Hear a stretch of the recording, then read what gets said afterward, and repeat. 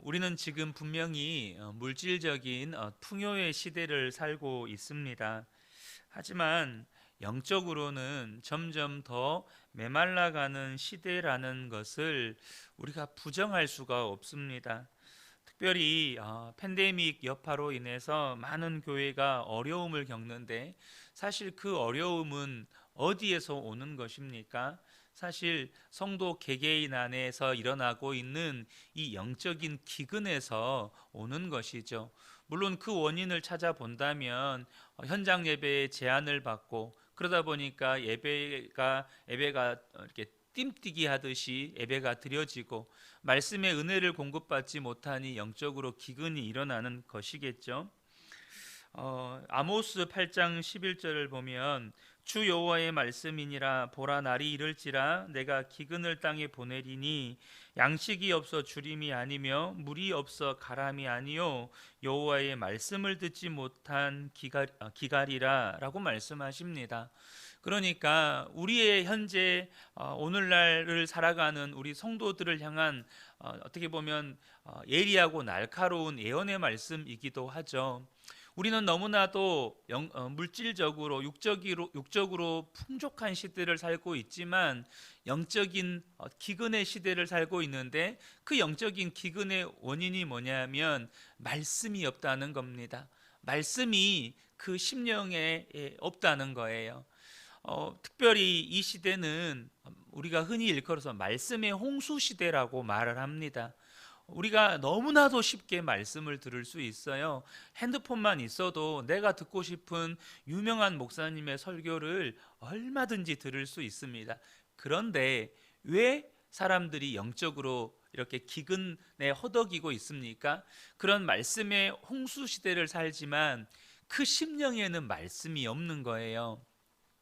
여러분, 우리 그런 말 들어보셨죠? 홍수를 비가 너무나도 많이 와서 정말로 홍수가 일어났는데, 그런 홍수 속에서 사람들이 목마름에 허덕여요. 왜 그렇습니까? 마실 물이 없는 거예요. 홍수로 물이 뒤집어지면서 정작 샘이든 어디든 마실 물을 구할 수가 없는 거예요. 어쩌면 이 시대를 살아가는 성도들이 그 말씀의 홍수 속에서 정작 자신의 영혼은 목마름 속에 허덕이고 있는 현실과 같은 거죠. 여러분, 우리가 하나님의 말씀을 듣지 못하면 우리의 심령은 반드시 메마르게 되고 영적인 기갈 속에서 곤고함에 허덕이게 됩니다. 그래서 우리에게는 은혜가 필요해요. 우리 그 은혜 교회뿐만 아니라 한국 교회, 그리고 대한민국과 세계 열방에 하나님의 은혜가 필요합니다. 오늘 시편 123편은 이 시편 기자가 하늘을 우러러 하나님을 바라본다고 고백을 하고 있습니다. 1절을 보면, 하늘 보좌에서 다스리시는 주님, 내가 눈을 들어 주님을 우러러 봅니다. 이렇게 지금 고백하고 있어요. 여러분, 이것이 지금 저와 여러분의 갈망이기도 합니다. 시편 기자는 그 주님을 바라보는 심정을 또 이렇게도 표현을 해요. 2절에 보니까 주인의 손을 주목하는 종의 심정으로 이렇게 표현을 하고 있습니다. 2절을 보면, 상전의 손을 살피는 종의 눈처럼, 여주인의 손을 살피는 몸종의 눈처럼, 이렇게 표현을 했는데, 지금 주인이 때로는 말을 하지 않고 이렇게 손으로 지시를 하는 경우들이 있잖아요. 그런데 이 주인의 손짓 하나를 놓치지 않으려는 이 충성된 종의 눈, 때때로 말하지 않고 손으로 이렇게 뭔가를 가리킬 때 충성스러운 종이 주인의 손을 주목하는 것처럼, 그런 심정으로 하나님을 바라본다고 이 시편 기자는 표현을 하고 있는 것입니다. 여러분, 저와 여러분에게 이 은혜가 임하기를 축복합니다. 정말로 주인의 손을 주목하는 종의 심정과 같이 우리가 주님을 바라보고 또 바라보는 것입니다. 그렇게 예수님과 친밀하게 동행하는 삶을 계속해서 살아가는 거예요. 시편 기자가 이렇게 하나님의 은혜를 사모하는데, 그가 사모하는 하나님의 은혜의 내용이 뭐냐면 하나님의 자비입니다. 2절 하반절을 보면 우리의 눈도 주님께서 우리에게 자비를 베푸시길 원하며 주 우리 하나님을 우러러 봅니다. 여러분, 이 시편 기자가요, 하나님의 은혜 중에 하나님의 자비를 언급한 이유가 뭘까요? 그것은 시편 기자가 지금 처해 있는 형편이 예루살렘을 향하여서 이 순례의 길을 가고 있는 여정 중에 사람들로부터 여러 가지 멸시와 조롱을 받고 있었기 때문이었습니다. 3절 하반절을 보면 너무나도 많은 멸시를 받았습니다, 이렇게 고백을 하고 있어요. 실제로 저와 여러분이 하나님의 뜻대로 살려고 하고 경건하고 거룩하게 살려고 하면 주변에서 조롱하기도 하고 멸시하기도 하고 모욕하기도 하고 때로는 핍박을 받을 때가 있습니다.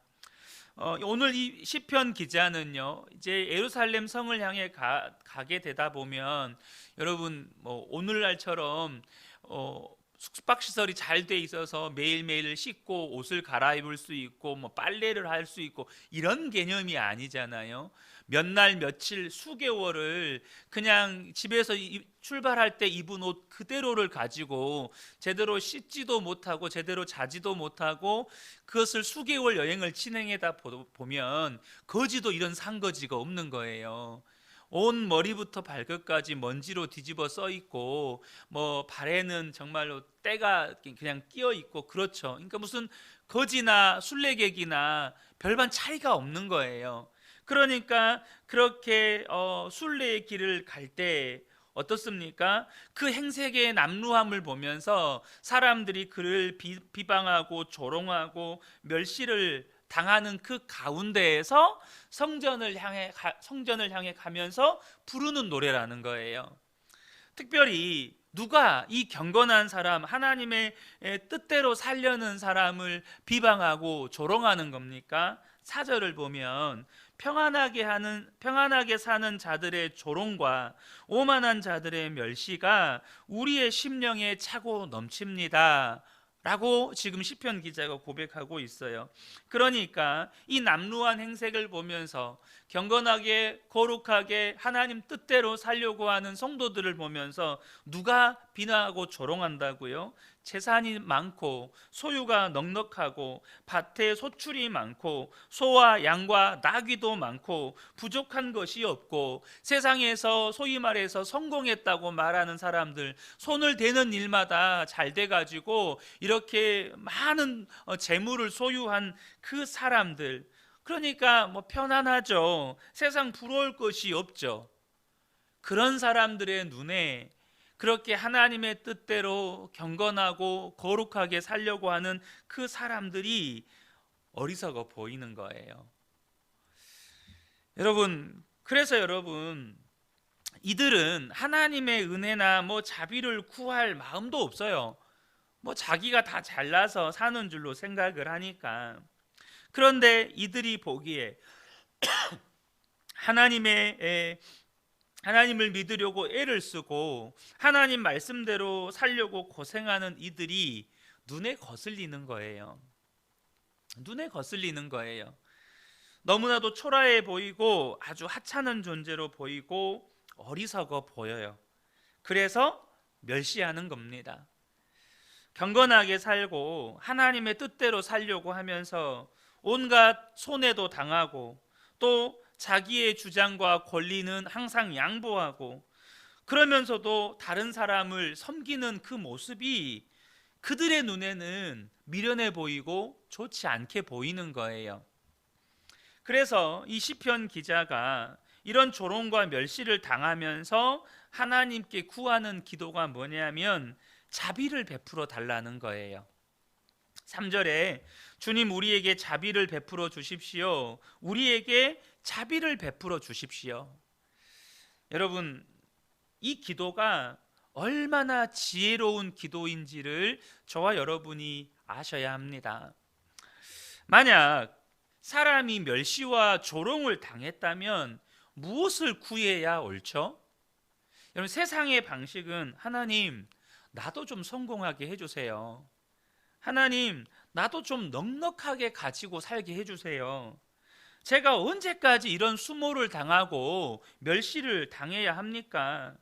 하나님 믿는다더니 아유 저 사는 꼴 좀 봐라. 제가 이런 말만 듣고 삽니다. 하나님 나도 좀 성공하게 해주세요. 그래서 나를 비방하고 조롱하는 저들의 코를 납작하게 하게 해주세요. 나중에 저들이 나에게 와서 무릎 꿇고 용서를 빌게 해주세요. 여러분 이런 기도 아니겠어요? 정말로 사람의 멸시와 조롱 때문에 마음의 상처가 크다면 여러분 우리가 그런 기도를 해야 하지 않겠습니까? 그런데 오늘 본문의 시편 기자는 도대체 왜 자비를 구하고 있느냐는 거예요. 도대체 왜 이런 기도를 할까요? 여러분 이 자비라는 것은요, 잘못한 사람, 허물이 많은 사람을 향하여 베푸는 대가 없는 친절, 대가 없는 사랑을 자비라고 하는 거예요. 그러니까 여러분 지금 잘못은 누가 한 거죠?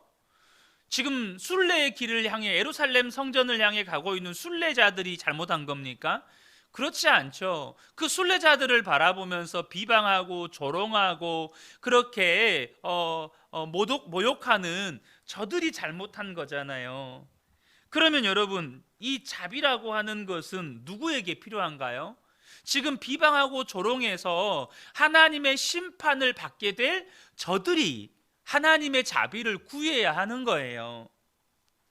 그런데 왜 멸시당하고 조롱당하는 나에게 자비를 베푸셔야 하는 거죠? 왜 내가 자비를 하나님께 지금 구해야 하는 겁니까?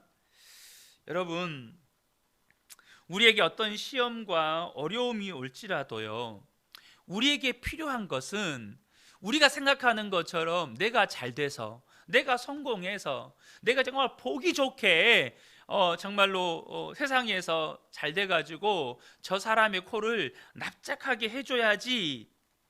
그래서 진짜 하나님의 능력이 뭔지, 하나님을 믿는 사람이 받는 축복이 뭔지 내가 저 사람들에게 보여줘야지, 이게 아니라는 겁니다. 여러분 우리가 어떤 어려움과 시험이 왔을 때 특별히 나는 하나님의 말씀대로 살려고 하고 거룩하고 경건하게 살려고 할 그때에 나를 비방하고 조롱하고 나를 모욕하는 사람들을 만나서 내 마음이 상했을 그때에 우리가 하나님께 구해야 할 가장 큰 기도 제목이 하나님의 자비하심이라는 거예요. 왜 그럴까요? 나도 똑같은 죄인이기 때문에 그래요. 무슨 말이냐? 여러분 분명히 하나님을 잘 믿는 사람들을 조롱하고 핍박하는 사람들의 죄가 커요. 반드시 하나님의 심판을 받습니다. 그런데 여러분 한번 우리가 냉정하게 살펴볼 필요가 있어요. 나는 아닙니까? 나는 그 사람들과 다른 의인입니까? 무슨 말이냐?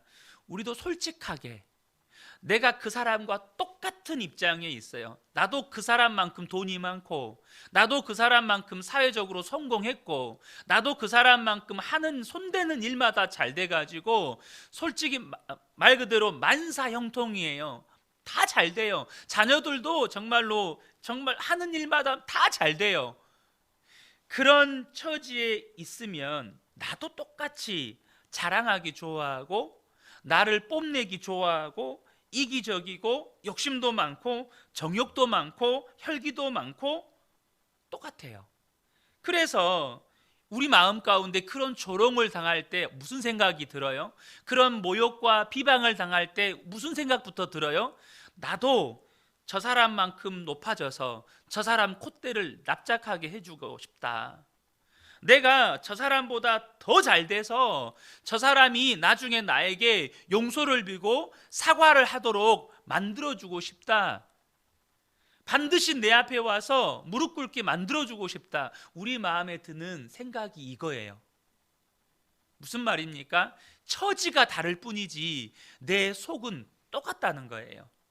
나도 그 사람과 똑같은 처지에 있으면 똑같은 사람이 되었을 거라는 거예요. 여러분 그래서 나에게 필요한, 내가 멸시를 당하고 조롱을 당할 때 정말로 내게 필요한 은혜가 뭡니까? 주님, 내게 자비를 베풀어 주십시오. 나도 그 사람과 똑같습니다. 내가 저 사람과 똑같은 위치에 있으면, 아니 주님, 내가 비방과 조롱을 받는 이 순간에 나는 보복을 꿈꿉니다. 나는 복수를 꿈꿉니다. 내가 잘 돼서 저 사람 콧대를 납작하게 해주고 싶은 그런 육신적인 생각으로 내 마음이 가득 차 있습니다. 하나님, 내게 자비를 베풀어 주십시오. 이게 정말로 지혜로운 기도라는 거예요. 우리에게 정말로 필요한 은혜라는 것입니다. 여러분, 우리에게 있어서 얼마나 자비가 필요한지를 깨닫는 것이 은혜의 삶의 시작이에요. 여러분, 지난 한 주간 동안 마음 상한 일이나 억울한 일이나 속상한 일 없으셨습니까? 특히 본문의 시편 기자처럼 하나님의 뜻대로 살아보려고 했는데 손해 보았거나, 그래서 주변 사람들로부터 비웃음 당하거나 조롱 당하거나, 그래서 마음 상한 일 없으셨습니까? 그렇다면 저와 여러분에게 필요한 은혜가 뭡니까? 하나님의 자비입니다. 오늘 그것을 시편 기자가 우리에게 말해주고 있는 거예요. 우리가 어떤 상황에서도 하나님의 은혜와 자비를 충만하게 누리게 되면 이기지 못할 시험이 없어지는 거예요. 중국의 워치만니가 한 번은 몸이 정말 많이 아파서 하나님 앞에 고쳐달라고 기도를 했습니다. 그런데 하나님의 응답이 뭐였냐면 내 은혜가 너에게 족하다라는 것이었어요. 그때 오지만이가 그 말씀이 너무너무 서운했대요. 몸이 아파서 고쳐달라는데 내 은혜가 너에게 족하다 하시니 정말로 이제는 너무너무 간절해서 금식을 하며 하나님 앞에 기도했대요. 그렇게 하루를 금식하면서 기도하는데 기도하다가 잠깐 잠이 들어서 꿈을 꿨답니다. 배를 타고 양쯔강을 내려가는데 그 강 한복판에 큰 바위가 이렇게 불쑥 솟아 있는 거예요. 그래서 잘못하면 배가 가다가 그 바위에 부딪혀 가지고 이제 파손될 위험에 처해 있다 보니까 다급하게 하나님 살려주세요, 하나님 저 바위 좀 빨리 없애주세요, 그렇게 기도를 했더래요. 근데 기도를 하니까 하나님께서 역사하시는데 그 바위를 없애주시는 게 아니고 강물이 점점점 불어나더라는 거예요. 그래서 나중에는 그 바위보다 더 넘치게 강물이 불어나더니 배가 그 위를 무사히 지나가게 되었다는 것입니다. 그리고 잠에서 깼어요. 무언가 아주 의미 있는 꿈이라고 생각이 들면서 꿈을 계속해서 생각하는데 깨달아지는 것이 있었습니다. 아, 그렇구나, 이것은 하나님이 나에게 말씀하신 거구나. 바위가 없어지는 것이 아니고 어떤 장애물보다, 어떤 시험보다 하나님의 은혜가 더 크면 시험은 아무런 문제가 되지 않는 거구나, 이것을 깨닫게 되었다는 거예요. 그래서 오치만니가 그 이후로부터 어떤 문제가 생기고 어려움이 생기고 시험거리가 생기면 항상 똑같은 기도 제목으로 하나님께 기도했다는 거예요. 하나님, 능히 이길 수 있는 은혜를 주십시오. 하나님, 능히 극복할 수 있는 은혜를 주십시오. 이렇게 기도했다는 거예요. 여러분, 하나님의 은혜가, 하나님의 자비하심이 내게 부어지기 시작하면 어떤 시험도, 또 어떤 멸시도, 어떤 비난과 조롱도 저와 여러분이 다 이길 수 있습니다. 어떤 분은 그런 이야기 하실 수 있어요. 목사님, 그런 은혜 내게도 좀 주셨으면 좋겠습니다. 여러분의 심정 가운데 그런 심정이 있지는 않습니까? 그런 은혜 나도 좀 경험해 봤으면 좋겠습니다. 여러분, 저와 여러분에게 거듭해서 드리는 말씀이지만 우리가 이미 그 은혜를 받았다는 사실을 절대 놓치시면 안 됩니다. 우리는 한 사람도 예외 없이 이루 말할 수 없는 하나님의 은혜를 받았어요. 그러나 우리가 그 은혜를 누리지 못하고 있는 성도들이 너무 많다는 겁니다. 에베소서 2장 7절을 보면 이는 그리스도 예수 안에서 우리에게 자비하심으로써 그 은혜의 지극히 풍성함을 오는 여러 세대에 나타내려 하심이라. 여러분, 예수님의 십자가의 은혜, 하나님의 독생자를 주시고 예수님은 우리를 위해서 십자가에서 대신 죽어주시고 우리 죄를 다 사하시고 지옥에서 천국으로 우리를 옮겨주시고 마귀의 종에서 하나님의 자녀로 만들어주시고 지금도 우리와 함께 계시는 그 은혜는 사도 바울이 지극히 풍성한 은혜고 그 은혜가 얼마나 컸던지 오는 여러 세대에 그 지극히 풍성한 은혜를 나타내려 하심이라고 말씀하고 계세요. 우리가 살아가면서 겪는 어떤 시험이나 모멸이나 또 사람들의 비난이나 이 모든 것들을 능히 이길 수 있는 은혜를 이미 받았다는 거예요. 그래서 사도 바울이 이미 받았으니 이제 사도 바울이 에베소 교회 성도들을 위해서 기도하는 것이 뭐냐면 에베소서 1장 16절에서 19절에 내가 기도할 때에 기억하며 너희로 말미암아 감사하기를 그치지 아니하고 우리 주 예수 그리스도의 하나님 영광의 아버지께서 지혜와 계시의 영을 너희에게 주사 하나님을 알게 하시고 너희 마음의 눈을 밝히사 그의 부르심의 소망이 무엇이며 성도 안에 그 기업의 영광의 풍성함이 무엇이며 그 힘의 위력으로 역사하심을 따라 믿는 우리에게 베푸신 능력의 지극히 크심이 어떠한 것을 너희로 알게 하시기를 구하노라. 사도 바울의 간절한 기도는 너희의 마음의 눈을 밝혀서 하나님의 은혜가 얼마나 큰지를 알게 되기를 원한다. 너희가 이제는 진짜 그 은혜를 누리게 되기를 원한다. 이 간절한 기도였어요. 여러분, 우리가요 어떤 시험을 당해요. 뭐 때문일까요? 은혜가 부족하기 때문일까요? 그렇지 않습니다. 그러면 그 시험이 너무 크기 때문일까요? 그렇지 않습니다. 이미 우리 안에 그 무엇과도 비교할 수 없는 지극히 크신 하나님의 은혜가 임하여 있는데 우리가 그것을 발견하는 눈이 없다는 거예요. 그것을 발견하는 믿음의 눈이 뜨여 있지 못하다는 거예요. 여전히 내 눈은 상처에 가리워져 있고 혹은 누군가의 비난과 조롱의 말에 가리워져 있고 혹은 지금 내 앞에 놓여있는 그 시험과 문제의 눈이 가려져 있어서 하나님께서 내게 베푸신 그 지극히 큰 은혜를 못 보는 거예요. 여러분, 은혜는요 문제 뒤에 있습니다. 은혜는요 상처 뒤에 있어요. 은혜는요 누군가 나를 향한 비난과 조롱의 말 뒤에 있어요. 무슨 말입니까? 그 은혜를 지금 상처나 혹은 내 마음의 상함이나 내 앞에 놓여있는 문제가 내 눈을 가리고 있기 때문에 못 보는 거예요. 사랑하는 성도 여러분, 기억하시면 좋겠습니다. 저와 여러분이 하나님이 내게 얼마나 큰 은혜를 베푸셨는지를 발견케 되기를 축복합니다. 이제는 그 은혜를 믿음의 눈으로 캐내어서 어떤 시험도 문제도 넉넉히 극복해 가고, 그래서 우리의 삶 가운데 더 이상 영적인 기갈이 없는 그런 은혜를 누리게 되시기를 예수님의 이름으로 축복합니다. 아멘.